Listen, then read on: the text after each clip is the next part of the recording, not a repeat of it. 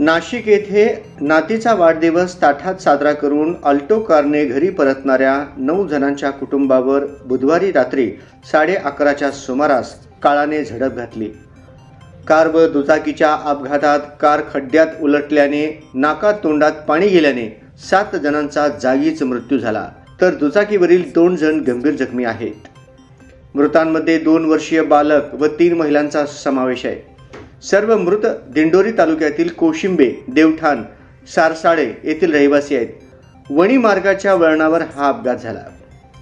दत्तात्रय नामदेव वाघमारे वय 45, अनुसया दत्तात्रय वाघमारे वय 40, दोघेही राहणार देवपूर, देवठाण तालुका दिंडोरी।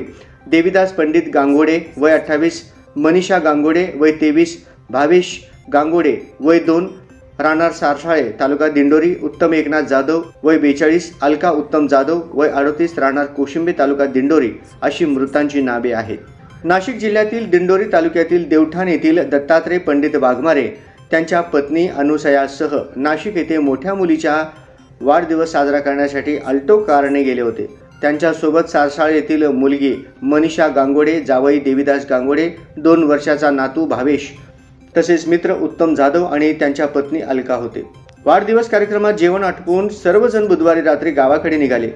दिंडोरी नंतर वणी रस्त्यावरील वळणावर समोरून येणाऱ्या कार व दुचाकीची समोरासमोर धडक झाली।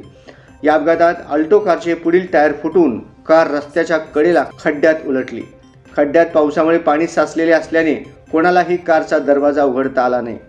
दुचाकी स्वार रस्त्याच्या कडेला पडल्याने ते जखमी झाले। वाहनधारकांनी दिंडोरी पोलिसांना माहिती देताच क्रेनद्वारे कार डबक्यातून बाहेर काढली। तोपर्यंत नाका तोंडात पाणी गेल्याने कारमधील 7 जणांचा मृत्यू झाला।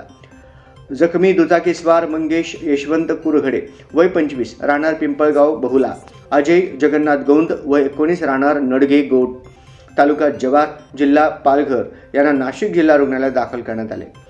काही फूट गाडी अगोदर बाजूला गेली असती तरी ते वाचले असते। नाशिकला सकाळी जा, आता उशीर झालाय असे नातेवाईक सांगत होते। त्यांचे ऐकले असले तरी काळापासून वाचता आले असते, अशी प्रतिक्रिया नातेवाईकांनी दिली आहे।